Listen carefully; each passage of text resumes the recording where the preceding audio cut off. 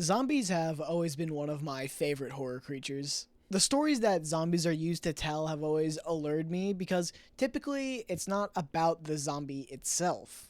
It's usually a deep dive into what makes a person tick in a high stress scenario like a zombie apocalypse.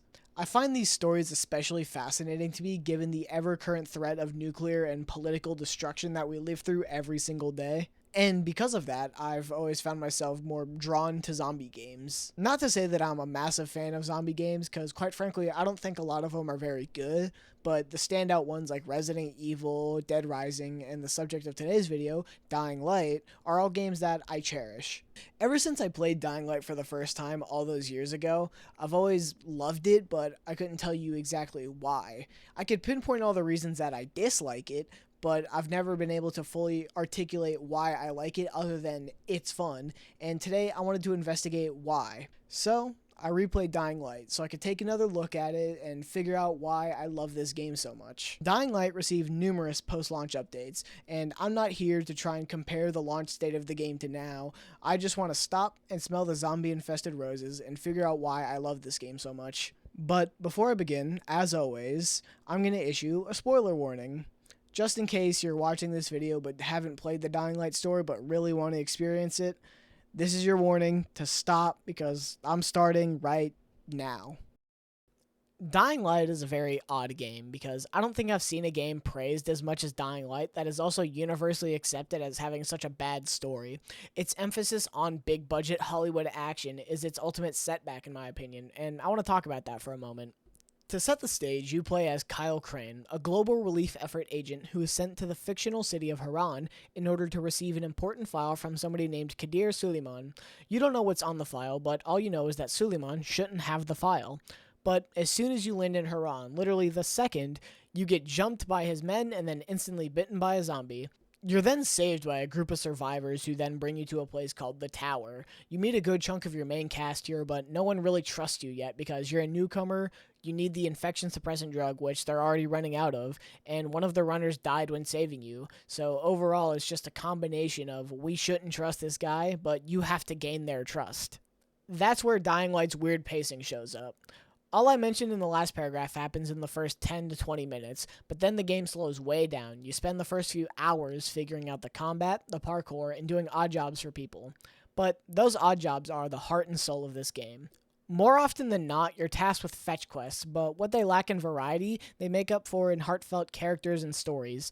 The side quests run opposite of the main quest. They have these memorable characters and moments that stick with you well after the credits roll, unlike the main quest, because it just seems like everyone in Haran has gone insane. For example, early in the game, the tower is running out of seizure medicine, and Lena, the doctor, asks you to go find someone named Ghazi since he's been stockpiling all that seizure medicine for his mother, but his mother's dead. Ghazi is mentally challenged, but Ghazi also always gets his way. So, you go ask him for some of the medicine, but he tells you that he's not going to give you any unless you go to the video store, get him a certain movie and a box of chocolate, and then slams the door in your face. So, you oblige. And once you return with the chocolates in the movie, all you see Ghazi does is sit in front of a TV, watch static with a mannequin with a bucket on its head labeled Mama. So, when you return with the medicine, Lena thanks you and says something along the lines of, if Mama ain't happy, nobody's happy. It's a stupid, ultimately meaningless side quest, yet for years my friends and I all randomly bring up chocolates for Ghazi as if it's this inside joke, when in reality we all just vividly remember this side quests. Another example are Tolga and Fatin. These twins have a series of side quests throughout both the main game and its DLC, The Following, where you just have to fetch them materials in order to fund their stupid science experiments, and they constantly belittle you and call you the equivalent of a caveman, asking you if you know what things like a battery or tape is. They have these god complexes and constantly ramble to one another about how stupid you are right in front of your face, and it's honestly really funny. Most of the side quests in the game are like this, fetch quests with often memorable characters and side stories that somehow stick with you longer than the main quest. I didn't even talk about Gas Mask Man or the guy who takes all the tower's gas and then blows himself up. They're all very memorable quests. All the charm of Dying Light's side quests are lost on the main quest, however. Dying Light's main quest is bad. In an attempt to chase a big Hollywood narrative, Techland left you with nothing but table scraps of a good story. There are moments that I like, but as a whole, it's possibly the most forgettable main quest of the 2010s, which is very impressive because that was an era full of forgettable stories.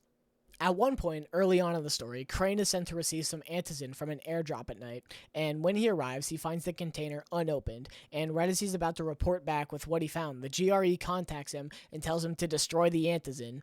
Crane objects, but ultimately he listens because this would force Brecken, the head of the tower, to try and initiate business with Suleiman, who now goes by the name Rise.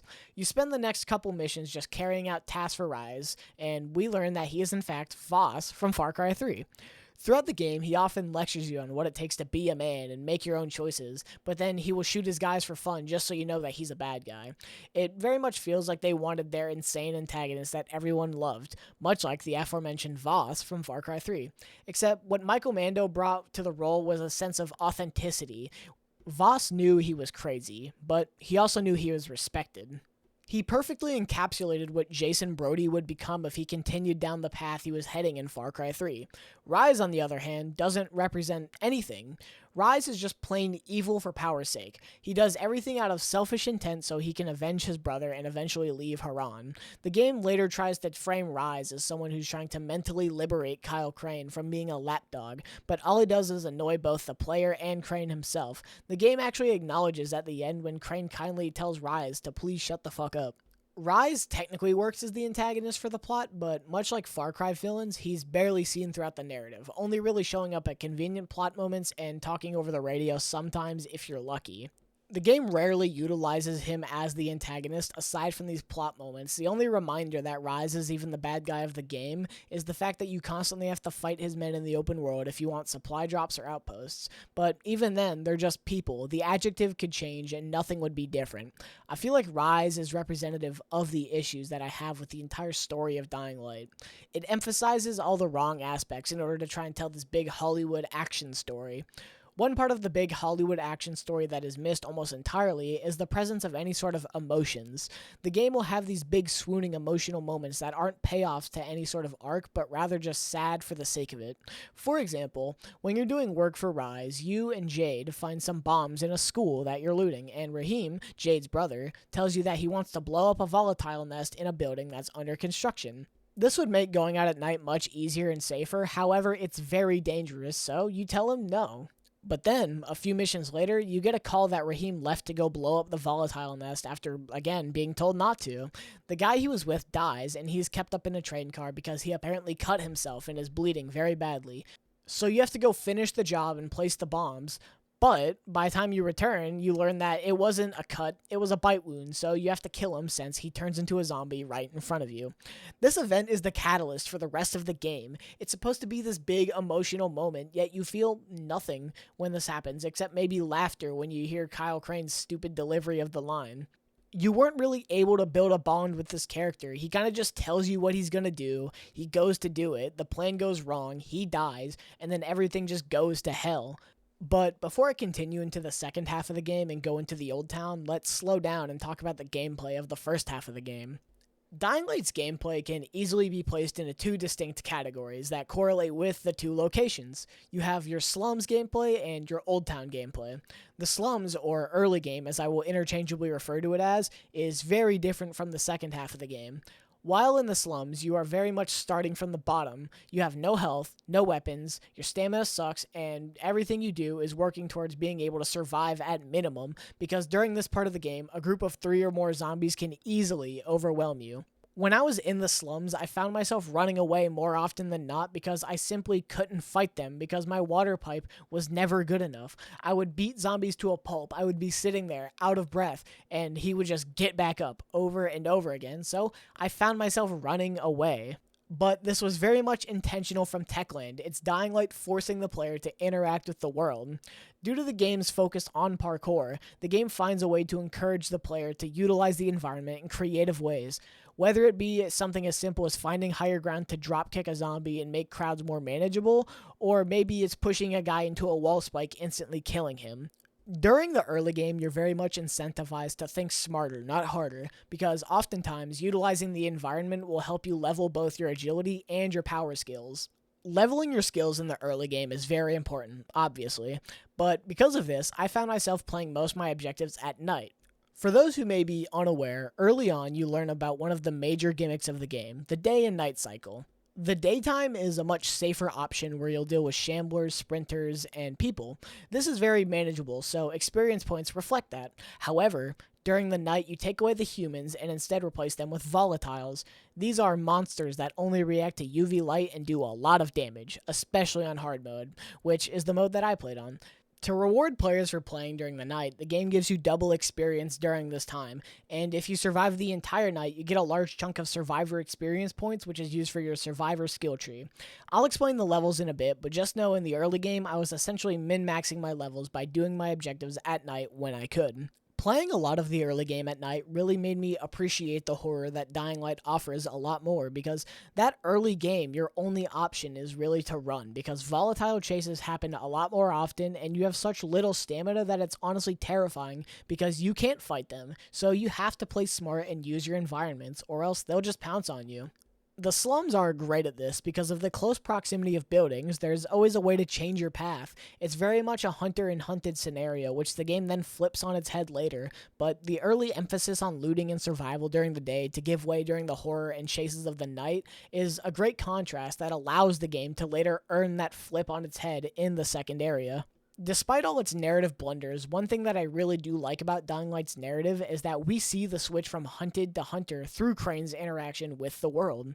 Early on, you're introduced to a spitter who obviously shoots toxic goo at you, and you hear Crane say, and I quote, "This fucked up infected motherfucker with his guts hanging out just shot a bunch of toxic snot at me."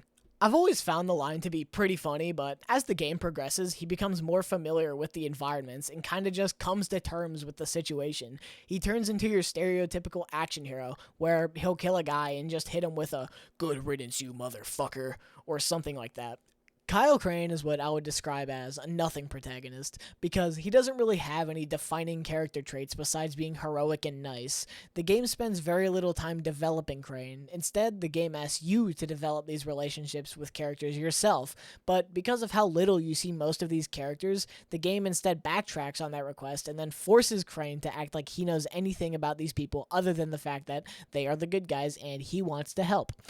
This isn't exactly an issue, but in a zombie apocalypse where the threat of death is very real and human bonds are supposed to be important, I just can't find myself to care all too much, which is detrimental to the plot. In my opinion, the plot relies on the theme of community and camaraderie. Crane becomes a major player in the community. You grow bonds with a lot of these characters through both the forced drama of the plot and the genuine interest I took in the side characters.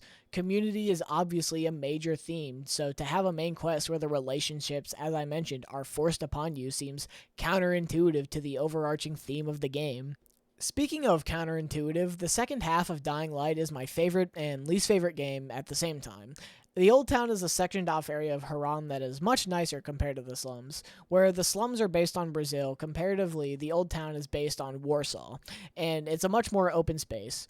I absolutely adore the Old Town. The loot is much better, the environments look better, and it loses that claustrophobic feeling of the slums in order to give a wider playground to play with, alongside a grapple hook. Once you reach Old Town, that's where the fun of Dying Light really starts. You get the ability to make these really weird and wacky weapons in this wide open space. But earlier I also said it's my least favorite part of the game, for one simple reason. Dying Light isn't a very good first-person shooter. During this second half of the game, you find yourself fighting a lot more of Rise's men, as the action starts to rise since the game is now booking it to the climax. Almost all of Rise's men have guns now, so that means you have to sit back and shoot people with guns, because you can't just run at them on hard mode. It runs opposite of what the game teaches you during that first area. Instead, they decide to put all their eggs in this one basket of first-person shooting without accounting for the fact that the only gun that feels good to shoot is the double-barrel shotgun. What makes it odd to me is that Techland made the Call of Juarez series earlier. They are familiar with a decent first-person shooter, yet Dying Light has some of the stiffest shooting imaginable.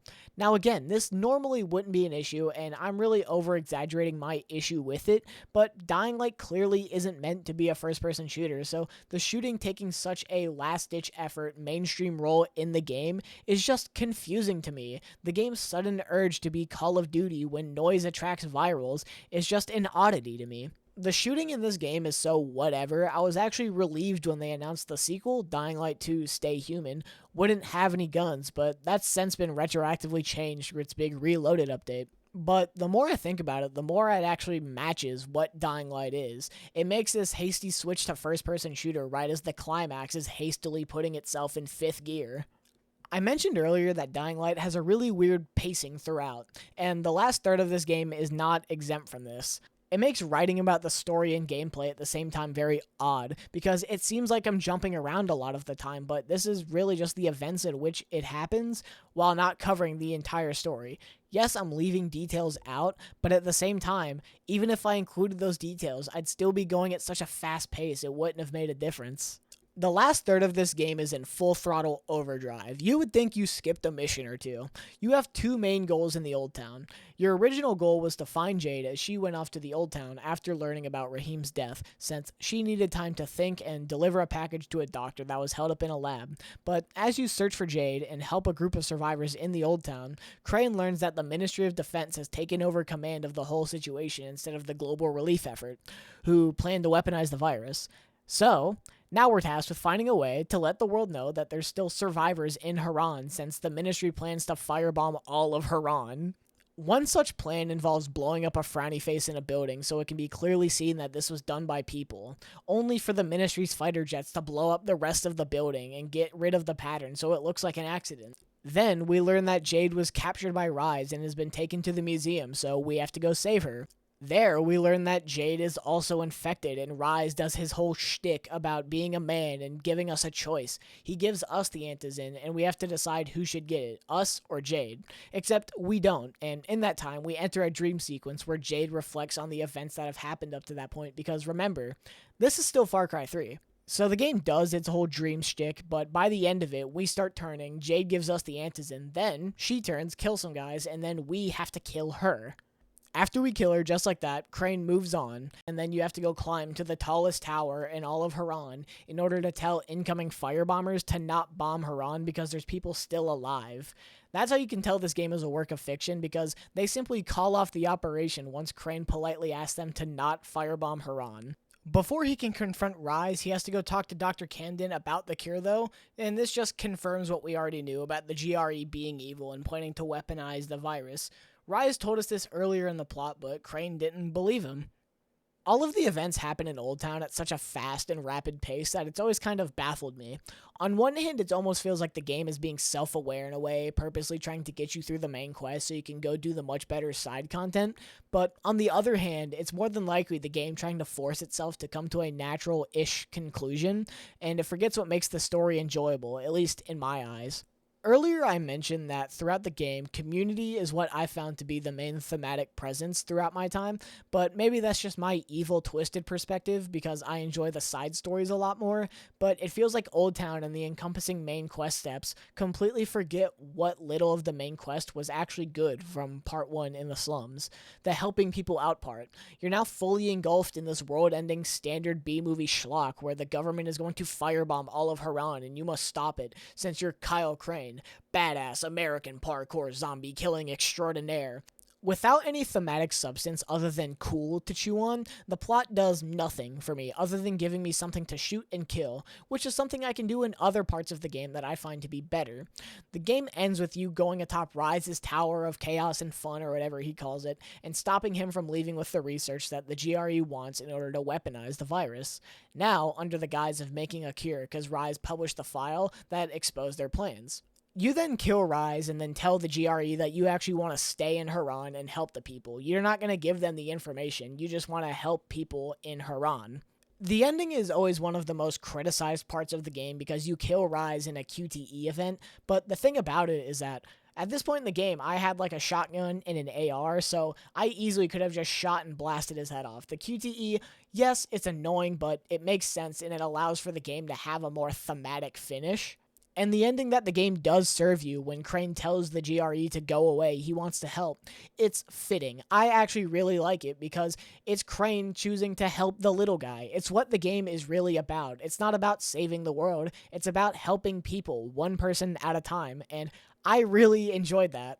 I like zombie movies like World War Z as much as the next guy. Constant action's always fun, right? But my favorite episodes of like The Walking Dead are always the ones where they stop and slow down. They can help people. They spend time to establish the gang and what they're doing and how they're feeling. I love slower episodes like that because it allows for you to realize that these people are still human. This is a human story in just a very shitty environment.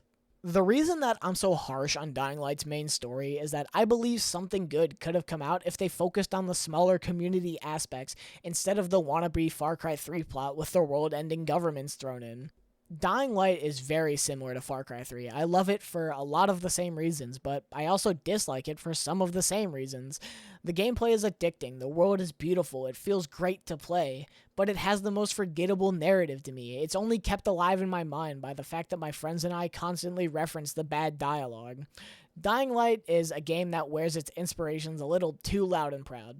There's the obvious comparisons to Mirror's Edge in the parkour and Dead Island because Techland worked on that, and that's fine. The game obviously takes inspirations from your bog standard 28 Days Later, the Romero Dead films, I Am Legend, The Walking Dead, but what the game forgets to add is its own spin to it. The entire story feels like a rehash of elements I've seen done better in other places, and I want to care about the story, but it's so uninteresting in telling me anything of substance whatsoever. I've read The Walking Dead. I've seen all the important zombie movies. I want something new. I don't want a rehash. So that's what makes me so mad when I talk about Dying Light's story, because it could have been something great. I talk a big game about not liking the story, but I still fucking love this game, man. The gameplay loop for Dying Light is possibly some of the most fun I've had when playing a game. That's why I continuously return to this game. If you take one thing away from my insane ramblings, don't let it be that I hate this game. Far from it. I've sunk in 80 hours on PC alone. I guarantee that in a year or two, I'll just replay the game again because it's that much fun. As I mentioned earlier, Dying Light received a lot of post-launch support, almost too much for me to get into. So for this portion, I'll mainly be focusing on the Prison Heist, Bozak Horde, The Following, and Hellraid, since this is often considered to be the main DLC content drops for the game. But Dying Light has also received a lot of cosmetic weapons and DLCs that I won't get into for the sake of time. As a part of one of the many free updates for Dying Light, the Haran prison was added as a new quest location that would have you complete a time trial in order to access the prison's armory, and this would grant you some of the highest tier loot in the game. Originally, I had attempted to run the activity right after I completed the main campaign, but I quickly learned that I was very underleveled. It was only when I returned at Legend Level 5 that I was finally able to complete the activity in a relatively quick fashion, and I want to talk about that for a moment. What I love about Dying Light's progression and the skill tree is the fact that you always feel a substantial growth and power with each gained level. A major pitfall that a lot of open world games fall into is bloat within the skill tree. Instead of filling the skill tree with perks where you heal 15% faster and that skill is repeated throughout, Dying Light instead fills the skill tree with abilities that you can tangibly use within a playthrough. And within 24 or so levels and 3 different trees, it can feel daunting at first, but in reality you're always leveling something up, similarly to Oblivion. And then, once you max out the trees, you're then greeted with another set of levels called Legend levels. These levels are your minor increases, your plus 1% damage with one-handed melee weapons, but this is spread across 250 levels. This is your endgame grind. This is what stops Dying Light from having that skill tree bloat, and instead it gives you more of a reason to continuously play the game without utilizing the fear of missing out, unlike the games as a service model of player retention. The reason that I found the prison heist to be so hard my first time around was because I wasn't yet in the legend levels. I wasn't a master of my own skills, and the prison heist is just that, a display of one's mastery over the combat. If proving your mastery over a game isn't enough to get you to do the prison heist, it also helps that it gives you some of the best loot in the game if you complete it fast enough. Trying to complete the prison heist at a fast speed is where the real challenge comes in. There was one room late in the prison that just gave me the worst time. Essentially, you're thrown into a room with a bunch of volatiles and virals, and at the end there's a door you have to lockpick. Realistically, if a player's going for time, you're not going to kill everything in that room. You can't. You trust me, I tried. But I found that if I just killed the virals with a grenade really fast and then threw a lot of flares by the door, it would give me enough time to actually unlock the door and bypass the challenge almost entirely. Me coming up with that strategy and eventually mastering it made it to where I had so much fun coming back and trying to improve my time and get better loot. At the core of the prison heist is a glorified time trial, and honestly, that's why I love it so much. One of my favorite aspects of racing games are the time trials because it's the closest core representation of what video games used to be and how they have evolved. A high score or time-based challenge. It shows the evolution in how games are made, and time trials give me that top of the leaderboard feeling without actually having to get to the top of the leaderboard, which has since been infested with hackers beyond belief. The Haran prison heist is about speed and mastery, which you cannot say the same about the Bozak Horde. Don't get me wrong, I don't hate the Bozak Horde. I think it's perfectly fine, but oh my god, it takes way too long. The Bozak Horde is a collection of 20 or so round-based activities, such as follow the trail, or kill the zombie, or in the rare case, throw this thing. This, on paper, isn't really a bad idea. It's not too dissimilar from the prison heist in concept, but the fact that the activity is 20 of these small activities per run every single time is just absurd, because it means that even if you are really fast, you're still, at minimum, spending a good 20 minutes in there just for a mediocre reward. The character of Bozak is supposed to be this interesting mystery character, almost like a jigsaw figure, where you're forced to play his game, and if you don't, you die. Except, he doesn't have any of the allure of Jigsaw in his finely tuned traps. The activities don't take advantage of your skills in the same way the prison heist does for combat. What if, instead of just having challenges where you have to lockpick something, what if you had to use the dropkick upgrade and kick a zombie a certain distance? Or what if you had an objective where you can't touch the ground? Instead, the only interesting twist that the Bozak Horde wants to give is that when you play in co-op, at the end of the experience, you kill the other player.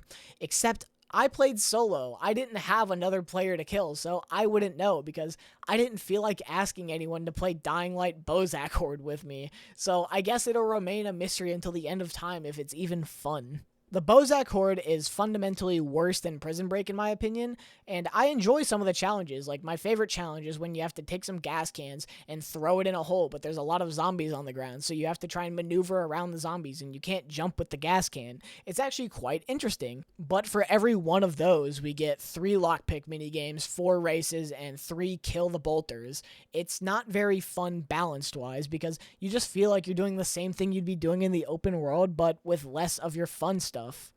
I don't have a lot to say about Bozak Horde because I view it as a less rewarding, longer, more tedious version of the prison heist. The stadium map where it takes place is neat, but it ultimately feels sterile. It's not like the rest of Dying Light where the base game and almost all of the remaining content feels aesthetically similar. Bozak Horde feels like a boardroom meeting designed to Saw-themed DLC instead of something that can encompass the player's ability up to this point. You even start Bozak Horde stripped of all your tools, but the game doesn't do anything with this. Instead, it's just giving players an equal start, or in the case of solo play, just a new place to start, so that you're forced to use the arbitrary rules of Jigsaw's game. Except, John Kramer, you are not, Bozak. Instead, you have designed a mode that is not bad, but just so time-consuming, I don't want to run it again compared to Prison Heist. Those were 2 of the smaller yet similar DLCs. Dying Light's The Following expansion, however, is everything that I could have wanted from a true expansion to Dying Light's base game from a narrative perspective. I mentioned earlier that my favorite aspect of Dying Light and zombie media in general is the sense of community. All the odd figures came together to make my time in Haran that much better. The entire main quest of The Following is just that, building a sense of community, but it feels real. In The Following, you discover a group of people who are immune to the virus, but they won't tell you why, so you essentially have to become one of them. You earn their trust by completing different side quests for different people. You spend the entire expansion doing side jobs for members of the community, learning more about them and generally just helping them out. The Following abandons the big Hollywood idea of a story that Techland wanted out of the base game, instead telling a more personalized story about this small group of people. Then, underneath the surface, it's also a plot about a secret cult, which is the reason behind their seeming inability to become infected. Instead of World War Z, it becomes more like The Walking Dead, but like a Daryl episode where he just has to go grab some water for the camp and shit just happens from there. It's the game slowing down and giving you, and in the same vein, Crane, proper room to be a hero. Not one that has to save the world from a zombie outbreak, but one that just has to help the little guy out. It allows Crane to become more than a blank slate that he was in the base game. He's still not a fantastic character by any means, but I found myself caring about him a little more than in the base game, which, a little more than nothing, is still something. It's important that the following establishes Crane as a character that you're slightly supposed to care about because it makes the climax that much more important, but I'll get to that later. The expansion also did a complete 180 when it came to the gameplay, replacing both the claustrophobic nature of the slums and the wider playground of the old town, and instead giving you an entire countryside approximately twice the size of the two maps of the base game. Naturally, with a map of this size, most of it's empty. You're not doing a whole lot of parkour, but instead you have a buggy with a new skill tree to level up. From what I've seen online, the driving mechanic of the following seems to be kind of split down the middle. Some people, including me, find the driving to be a fun refresher, even though it's not the most in-depth. But some people seem to think that the driving falls under the category of bad game design because they don't like it. At first, the buggy isn't very good. It wobbles all over the road, and it vastly slows down when you go off-road. It feels like driving the Roadster from Death Stranding off-road. Overall, it doesn't work very well. But as you progress and as you help people, it helps your driving skill and the buggy itself. The driving skill tree falls into the category of mainly useless upgrades, but you do enough driving during the expansion to unlock most of the meaningful upgrades, and it makes driving not bad at all. However, at times it can feel like your buggy is held together by duct tape and string, but that's the point. When you have a level 1 buggy, it is essentially held together with tape and string. It's meant to be upgraded with stuff like the UV light to make driving at night easier, better suspension to make off-roading easier, better tires to make driving easier. You get the point. One aspect that I found that was most interesting was the de-emphasis on the nighttime. In the base game, it's all too common to end up in chases that can and will kill you if you aren't careful. But in the following, it's almost too easy to just end up in a chase and have that chase end prematurely, and I don't exactly hate that. By the time you enter the following, you should be well into the endgame levels, starting the legend levels, and at that point in the base game, you can kill volatiles. Not exactly easy, but you can reliably kill them if you have to. So, changing the focus to be a more adrenaline-centric, high-energy chase form of gameplay, where you can have whole hordes of virals and volatiles chasing you at night, is an interesting twist. I didn't spend most of my time in the following at night because I really had no reason to, but the nighttime gameplay sections that I did experience were pretty fun. However, I also found that the daytime gameplay of the following fell into that same slog of bad first-person shooter that the base game's climax suffered from. Fighting people in general isn't very fun since the melee combat feels stiff against people, and gun combat just makes the game a worse Call of Duty, like I talked about earlier. Again, Dying Light 2 fixed this issue almost entirely, so it made my return to Dying Light as a whole a little bit worse because I knew that there was better human combat available to me in the sequel. But I'm not going to hold that against Dying Light 1 because that's just unfair. The countryside is home to a lot of strange figures, and in the following, the reason you're helping out these strange figures in this small community is so you can gain access to the local cult, since they're making people immune. While investigating the cult, you also learn of a prophecy where a chosen one will rise up to become the god of the sun and purify the infection. The cult is led by this character called the Mother, and it's your bog standard cult plotline, but it leaves enough up to mystery to remain relatively intriguing that it always stays in the back of your mind while you're helping out the community. The climax involves you going to the local dam that the government used to store chemicals in, and you're actually given a choice, like a physical, RPG choice. When I first played it all those years ago, it kind of caught me off guard because I wasn't expecting such a linear game to just randomly throw you the two choices for the ending right then and there. She tells Crane that the only way to stop the infection is to essentially drop a nuke on Haran, purifying the land and sacrificing everybody in Haran in the process, or you can defy her wishes. It's the only time you're actually given a choice, and both endings are kind of an interesting dilemma. If you choose to drop the nuke, it would kill everyone in Haran, making the entire game essentially void. All the people that you helped and lost in order to make sure that people know Haran still has life would be lost, and everything would turn to ash. If you defy the mother, she forces an elixir down your throat that forces you to become a sentient volatile, and you fight her. After you fight her, you come back to Haran, and you yourself have become a volatile. Your two choices are sacrificing yourself or the entirety of Haran. I find that the only thematically correct option is to sacrifice yourself. Making the entirety of the base game void breaks the entire bit of characterization for Crane that the DLC established, and it's also making my entire playthrough as the player null and void, because all the people that I love, all the people that I've helped would just be obliterated, turned to ash, like I mentioned. It's the only time you're actually given a choice, and so I chose to sacrifice myself since I found that to be the only fitting ending. It's not the most thought-provoking ending at all. You have your good option and your bad option. It could be argued that nuking Haran is the good option because it saves everyone worldwide, but I'd say no, it's really not the good option because you're still killing all the people you fought so hard to save. And plus, the GRE or the Ministry or whoever still has access to this virus. They can just spread it elsewhere. But having the ability to even pick an ending just gives the game a little bit more replay value, and it's a fun little way to wrap things up, as I've mentioned before. It would appear the volatile ending is also the ending that is canon, because a fun little theory that was essentially confirmed but not exactly confirmed was that Crane becomes the volatile at the end of the game, like we see in the ending, but he actually turns into the zombie from the tacked on Be the Zombie multiplayer mode, since that explains how that one zombie has so many more powers and is significantly more athletic than the other zombies. I didn't talk about the mode because it was essentially that, a tacked-on multiplayer mode where one player tries to kill 4 others, but that little footnote about Crane more than likely being the zombie from that mode is a fun little nudge at one of the bonus modes, and it could potentially act as retroactive foreshadowing, like Techland had this planned out from the start. The Following is one of my favorite expansions for a game ever because it feels like it was made for me in a way. It feels like almost every issue I had with the base game was addressed and made better here from a narrative standpoint. It still has its faults, but that's more of a symptom of being attached to the main game instead of the Following itself. For the longest time, this was the last major DLC release for a game and a good way to end things. However, before the release of the sequel, it was announced that a new game from Techland was scrapped and worked its way into Dying Light in the form of a DLC. This is called Hellraid. So far through the video, I've talked about parts of the game that I've disliked, but it's never grown to a full hatred because I truly love this game, and all parts that I dislike come from a loving perspective. Also, I don't like to be overly negative since being negative isn't exactly very hard, especially on the internet where it seems like you get rewarded for being unbelievably hateful. So, let it be known that I fucking hate Hellraid. I played through it, and the entire time I wanted it to be over. Hellraid is set in a dungeon, and it has no correlation with Dying Light. You go down and you kill monsters. It doesn't feel good to hit the monsters, nor do they feel fun to fight.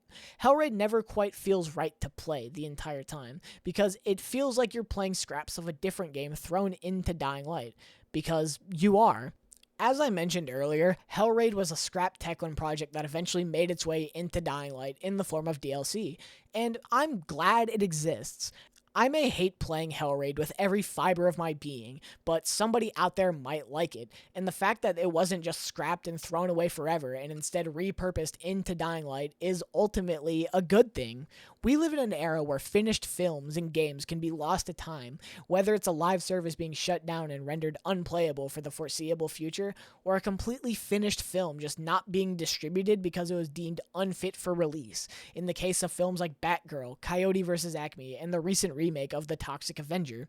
So to see a scrapped game make its way into another game in the form of DLC so it can live on is honestly kind of heartwarming. The fact that Hellraid exists and you can play it, and it exists outside of a top 10 forgotten games video, is honestly fantastic.